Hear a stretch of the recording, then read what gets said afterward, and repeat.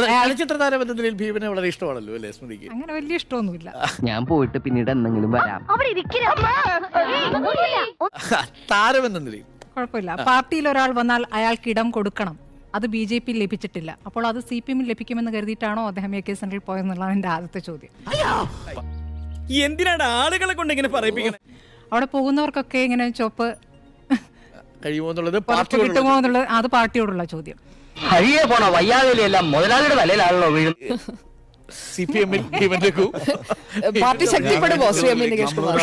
എന്നെ കൊണ്ട് പോകുള്ളെന്ന് തോന്നുന്നു. അല്ല, എനിക്കറിയേണ്ടത് CPM ശക്തിപ്പെടുമോ ഭീമൻ രഘുവിന്റെ വരവ് കൊണ്ട്?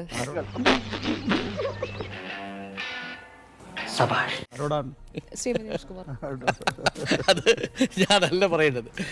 ഇവൻ ശരിയല്ല. CPIM സംസ്ഥാന സെക്രട്ടറി MV ഗോവിന്ദൻ ഇത് എന്ത് പറ്റിയെന്നാണ്? ഭീമൻ രഘു വന്ന ഉടനെ ചുവന്ന ഷോൾ അണിയിക്കാനായി അദ്ദേഹം നിൽക്കുകയാണ്. ഈ ഭീമൻ രഘുവിനെ കുറിച്ചോ അദ്ദേഹത്തിന്റെ BJPയിലെ രാഷ്ട്രീയ പ്രവർത്തനം എന്തായിരുന്നോ എന്നൊക്കെ ഒറ്റ ഫോൺ കോളിൽ അറിയാവുന്നതല്ലേ ഉള്ളൂ ശ്രീ MV ഗോവിന്ദൻ. എനിക്ക് എന്തിന്റെ കേടായിരുന്നു? അപ്പോൾ അദ്ദേഹം ഈ ചുവന്ന ഷോൾ അണിയിച്ച് അങ്ങനെ ആനയിച്ചു കൊണ്ടുവരേണ്ട എത്ര മഹത്തായ സംഭാവനയാണ് കേരള രാഷ്ട്രീയത്തിന് നൽകിയതെന്നുള്ളതാണ് എന്റെ മറുചോദ്യം. അതിനു മുൻപ് കോൺഗ്രസിന്റെ വേദിയിൽ വന്നിരിക്കുന്നു. മൂന്നാമത്തെ പാർട്ടിയാണ്. ഈ കലാകാരനെ ആവേശം കൊണ്ട് ഓരോന്ന് വിളിച്ചു പറഞ്ഞ് തടിയേടാക്കണ്ട. നീ ചിന്തിച്ച് തീരുന്നിടത്ത് ഞാൻ ചിന്തിച്ചു തുടങ്ങും.